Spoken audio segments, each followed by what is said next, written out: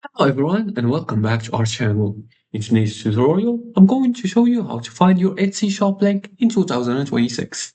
You need your Etsy shop link to share on social media, email, or your website. In today's video, I'll show you exactly how to find your Etsy shop link in just a few simple seconds. So let's start by following these few simple steps. Now, the first thing you want to do is to log into your Etsy account. And you can do this by opening whether your web browser or your mobile app. You can download the Etsy application via the Play Store or App Store, depending on which device you're using. Or you can alternatively log in with your website. You're going to open the Etsy.com website and make sure you log in with your account. And once you log in and sign in with your account, you're going to click on the Become a Seller option. After you become a seller, you're going to click on the shop manager to enter information about your shop, such as shop reference, name of your shop, your payment method, your billing infos, and your shop security.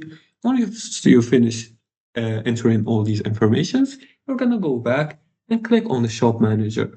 Now you're going to click shop manager at the top right, and you're going to click on the view shop, your shop. Once your shop page is open, look at the address bar in your web browser. As you can see here, you're going to find it's just an address bar.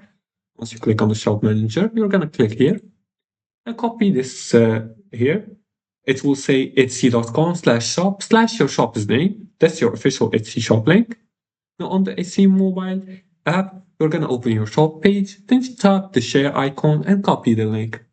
Also save your shop link in your phone notes so you can quickly paste it into bios and messages. And that's it. That's how you find your Etsy shop link quickly and easily.